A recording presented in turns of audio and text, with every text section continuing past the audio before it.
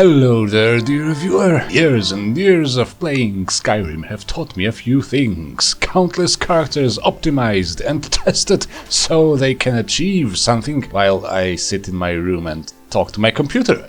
Anyway, I have prepared for you 25 tips on how to make an overpowered or at least very efficient character. It's 2023, so you may be familiar with some of them. Some, however, are specific to the Anniversary Edition and its Creation Club content, so there may be a few surprises after all. Speaking of tips, you can give me a tip using the super thanks button or subscribe star. Hey, what a segue.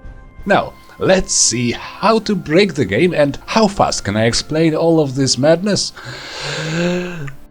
Restoration loop. This is a rather well-known exploit, the restoration loop. Many effects in Skyrim are considered restoration effects by the game. It's a legacy of older Elder Scrolls games. Buffs, potions, blessings, even some standing stones and enchantments can all be enhanced and empowered when you are under the influence of a Fortify restoration potion. It's just how it works. I'm not kidding. It means you can drink a few Fortify restoration potions in a row. Each consecutive one needs to be stronger than the one before. Otherwise, the game will just extend the previous one. In other words, you can use a Fortify Restoration to make another Fortify Restoration potion more potent as long as they don't stack. With enough powerful restoration potions, you can now drink, say, a Fortify Enchanting potion, craft yourself some Fortify Alchemy items, and then craft even more powerful Fortify Restoration to make even more powerful Fortify Enchanting potions, to make better Fortify Alchemy, to make better, you know, sky is the limit. It goes on and on like that.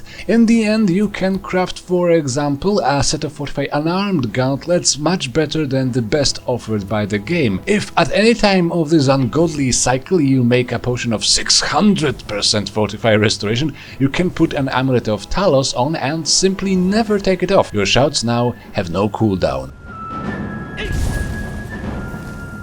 Crafting loop. There is also a way of creating super powerful enchanted items that is much more balanced, immersive and much less OP than Restoration loop. Simply loop alchemy and enchanting. So basically the restoration loop without restoration. Make the best Fortify enchanting potion you can, drink it, craft the best Fortify alchemy items you can, put them on, craft an even stronger Fortify alchemy set, and so on and so forth. This exploit requires tons of items ready to be enchanted, so the restoration loop is probably the easier choice that might also break your game. To make this one viable, you need your alchemy and enchanting quite high to begin with and probably perked with Enchanter, Alchemist, Insightful Enchanter and Benefactor. It's less effective and more time consuming than Restoration Loop, but way more balanced.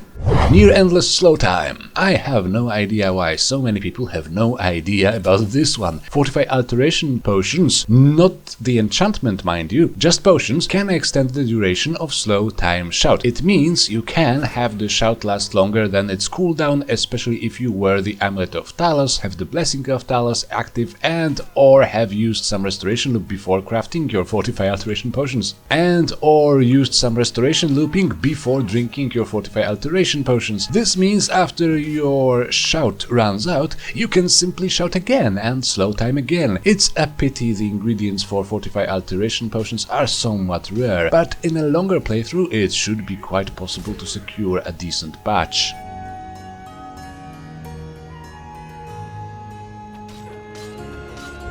Deadly Destruction.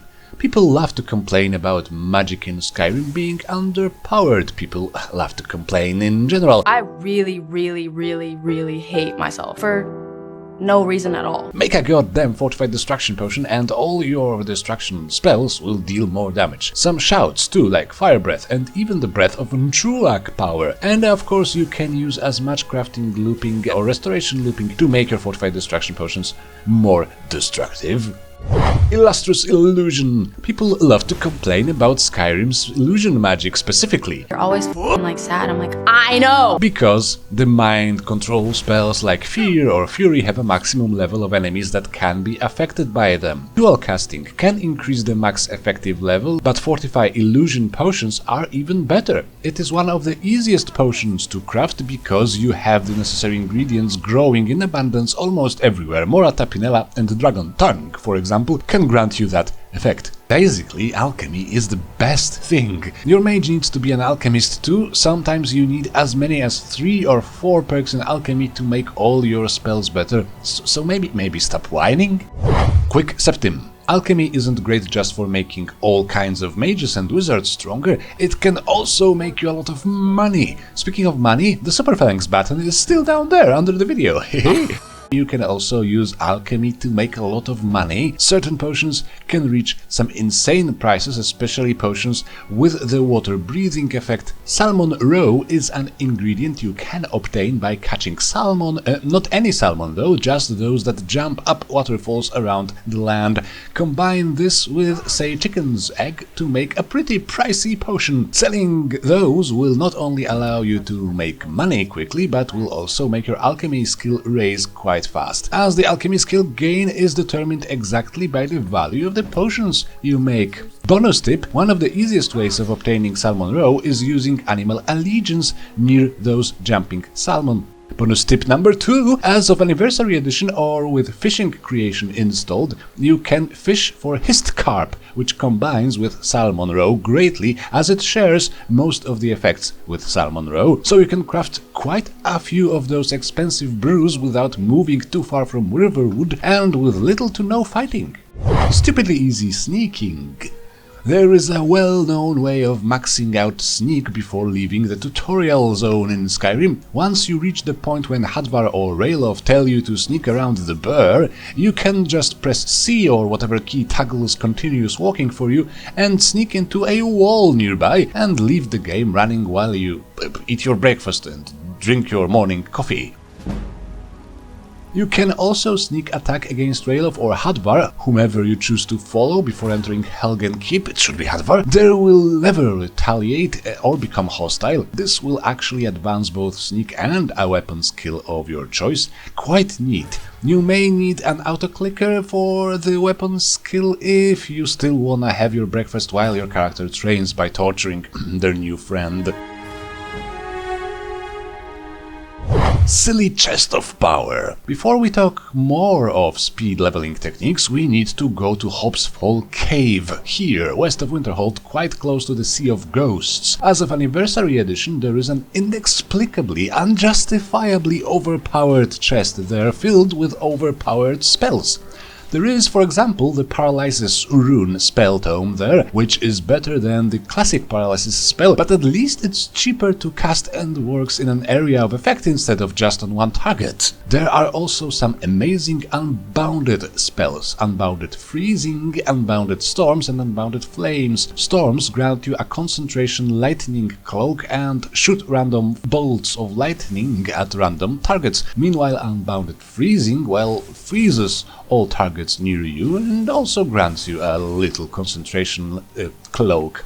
Bonus tip: Elementalist Arsenal. There are also elemental spells in that chest in Hobbs Fall Cave which get a damage increase from each and any augmented element perk in Destruction, and benefits from both Deep Freeze and Intense Flames. So potentially you can convert those spells into extremely cost-effective tools of destruction with a few extra effects on top of the damage. It's all perfectly balanced, it's all just working out.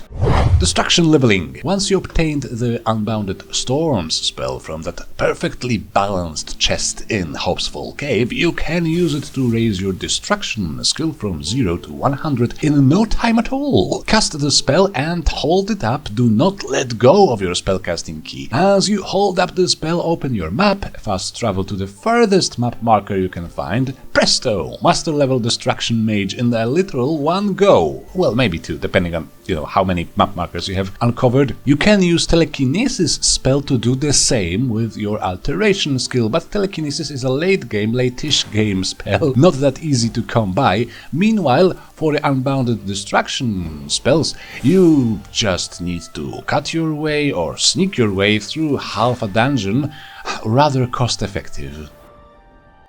Healing Equilibrium. There is also a rather satisfying way to speed level Alteration and Restoration at the same time. You need fast healing and equilibrium spells for that. Equilibrium converts your health into magicka and fast healing converts it back into health. So keep up equilibrium while recasting fast healing and you can theoretically go all the way to 100 on restoration and alteration. Just be careful because if you are not careful you may drop to 0 health, which would be a waste of time. There are other ways of leveling up restoration, but this one is relatively safe as it doesn't require enemies to hit you and it is rather neat. Pity you need to proceed quite deep into the College of Winterhold questline to obtain equilibrium, but you can't have it all, I guess.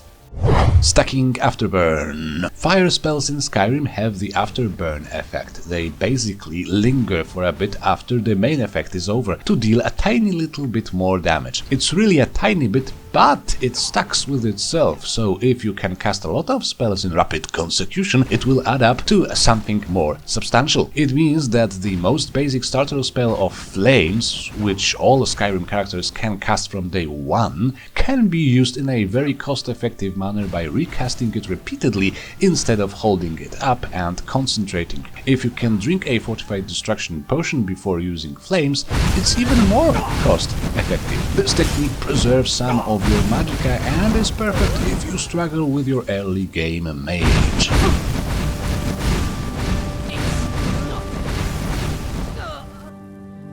Multignite. There is a cheap fire spell that is even better for stacking fire damage on a single target than Flames. It's called Ignite.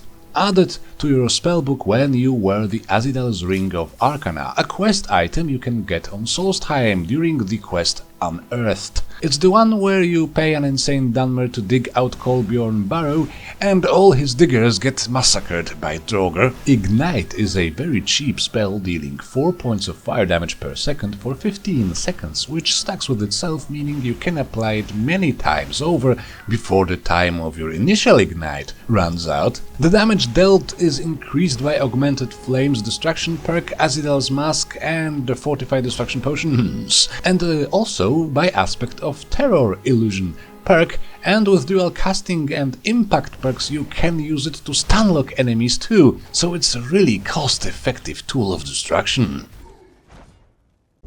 Terrifying Flames. By the way, did you know the fire spells are the only destruction spells that can actually benefit from an illusion perk? Okay, so basically the arrow hit your brain, but your brain was too small, so it didn't make contact, so you're good.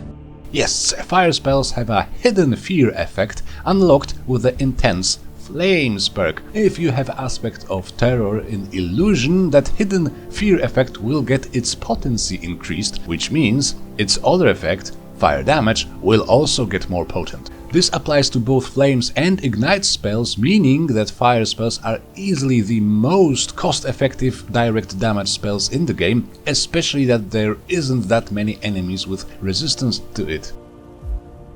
Instant Necromancer. There are many ways of making a Necromancer in Skyrim. You can painstakingly unlock all the Conjuration perks, all the way to Twin Souls, reduce your casting cost and increase magicka, so that you can have 2 or even 3 zombies, or you can just craft the Ethereal Crown and put the Ritual Stone in it. Now you can raise all the bodies anywhere, always, as your servants, with no limits to how many zombies you can have at once. Theoretically, the Ritual Stone power is usable once per day, but if you stored it in the Ethereal Crown, you can reset the power by simply unequipping and re-equipping it. Now the ritual is ready to use again. The undead animated with the Ritual Stone do not disintegrate when their timer runs out, meaning you can take them with you wherever you need them, raising them from the dead as needed. Permafrost Army. But what if I want my undead army to keep exploding with frost damage? Well, there is Azidal's Ring of Necromancy, which you can also get from Kolbjorn Barrow during the Unearthed quest. It makes all your reanimated creatures explode for 50 points of frost damage whenever they take damage. With the Ritual Stone, it can be quite a lot of explosions, and your whole squad of zombies can chain explode. One zombie takes a hit and explodes, another zombie takes damage from that explosion, so it also explodes, and so on and so forth. The creatures risen with the Ritual Stone power still won't disintegrate even after such explosion. So, if you have, as discussed, the Ritual Stone stored in Ethereal Crown, you can unequip and re-equip the crown, use the stone again, and cause even more explosions. This frost damage is, of course, properly empowered by the frost perks and fortified destruction potions, meaning you can easily take it to 100 frost damage per explosion. Even with the resistance to frost being common among the creatures of Skyrim, it can be quite freaking effective. Free spells. Now, if you like casting a lot of expensive spells, not those puny flames from the starter kit, you may need to reduce the cost of spells. You can have the spellcasting cost reduced to 0, of course, for at least 1 school if you have the Insightful Enchanter perk, 2 schools if you also take the extra effect. With no extra enchanting buffs or exploits, you will need 4 items of Fortify Magic School to chop the casting cost down to 0, each of them reducing it by 25%. But if you use Restoration Loop or Crafting Loop in general, you can quite easily zero cost most, if not all, magic schools. Again, if you want to be a successful mage, you gotta be a decent alchemist as well. No way around it. Cascading Cloaks. Okay, I promise this is going to be the last tip for mages. We will move on to something more face-to-face or maze-to-face in a minute. But what if I told you there is a way of stacking a few cloak spells on your character for enormous passive damage? Well, I would be lying. Cloak spells don't stack. However, from a certain point of view, it's true. There are some cloak-like effects that do stack with cloak spells. Most notably, for the Anniversary Edition, the Unbounded Storms and Unbounded Freezing spells from Arcane Accessories are essentially concentration-type cloak spells, and they do stack with standard cloak spells. Moreover, the Ebony Mail offers you a poison cloak effect which triggers when you sneak or in combat, so a standard cloak spell plus Unbounded Storms plus Ebony Mail poison, that's 53 points of damage per second already, and we don't even count any relevant perks, dual casting or fortified destruction potions yet. Nice! For pure robed mages, you can replace the Ebony Mail with Mirax robes. It's not exactly a cloak effect on that robe, but it has a chance to trigger when you are hit in melee. One bird with all stones. Let's cycle back to the Ethereal Crown for a second. It's great for that never-ending exploding undead army, but with some patience it can also grant you all the standing stones, all of them at once. Just hotkey your Ethereal Crown when it already carries an extra standing stone effect. Approach your third standing stone with the crown on, activate the stone, and then, immediately after you confirm the activation in the pop-up menu, remove the crown with the hotkey. You have exactly half a second after the menu is closed. You could add more than 3 stones, but it can get quite rough and time-consuming. The next stone should be activated without the crown on, and then when you confirm, immediately equip the crown, and then do the reverse, etc, etc. You can alternate. The next stone must be approached with the crown on, activate stone, unequip, and so on. Because on how the Ethereal Crown script works, you may need to do it in the alphabetical order. It's a pain in the buttocks to even try getting all 13 stones this way, but it is theoretically doable. It requires patience and determination that I was unable to exercise during the recording of this video, but it totally works. Lady Atronach and Apprentice are definitely doable. Generally is best for 3 standing stones, to be honest. Efficient Dual Flurry. Now for something more direct and smashing. If you like fighting with two weapons, you should consider breaking the symmetry and going with a dagger in your left hand and a mace in your right. When you power attack with two weapons, the speed of that power attack is determined by the weapon held in your left hand and its stamina cost by the weight of the weapon in your right hand. So wielding a dagger in your left and a mace in your right yields amazing DPS, although it may need a lot of stamina. 50-50 spread between health and stamina will be required, most likely, some fortified stamina enchantments too, perhaps, but you will destroy things real fast, especially with the dual Flurry perk. But you can make it even better if the dagger in your left hand is not enchanted, so that you can apply Elemental Fury to it.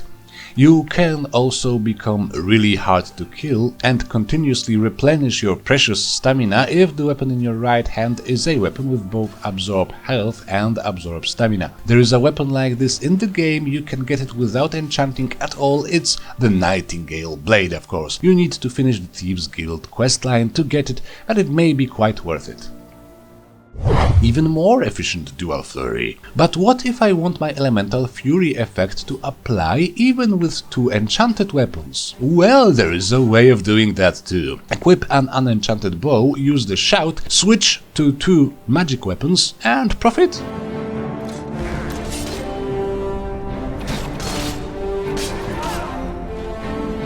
Predator's Pace. Sometimes you may struggle with stamina, especially if you do want to dual power attack all the time with, say, Mace of Molag Bal. The great thing about power attacks is that you can always execute them as long as you have any stamina left, not even the full amount spent on that power attack. Even 1 point will be enough. This makes stamina regeneration effect insanely valuable for dual-wielding warriors. Vegetable soup, venisons or beef stews will be your best friends, especially in the early game. There's also Predator's Grace, a guaranteed magic pair of boots that grants little stamina regen buff combined with full muffle effect. It's a brilliant item, it can be found right here on the map next to a chest. Illegal Reflexes. Did you know that you can overcharge the slow time effect of quick reflexes with the slow time of the slow time shout?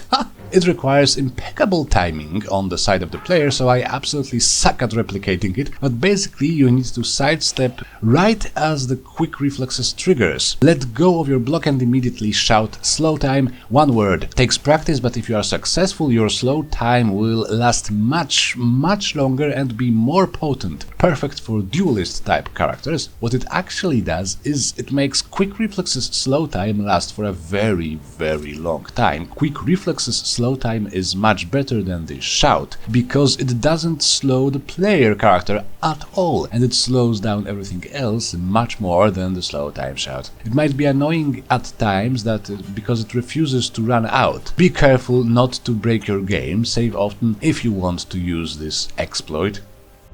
No shield, shield charge. The best crowd control tool in the game, or one of, is arguably Shield Charge. You can actually use it without a shield, meaning you can reach it via the right-hand branch of the block perk tree without any shield perks, and you will still be able to throw people around like there is no tomorrow. It does require some decent timing too. You need to sprint into an enemy and raise block pretty much exactly as you come into contact with that enemy, or even a split second before or after. It actually helps to just smash the block button repeatedly very fast as you get into contact with an enemy. It may be annoying to pull off, but I have had a character or two relying on this technique a lot, so if I can pull it off, you most likely can too. I believe in you.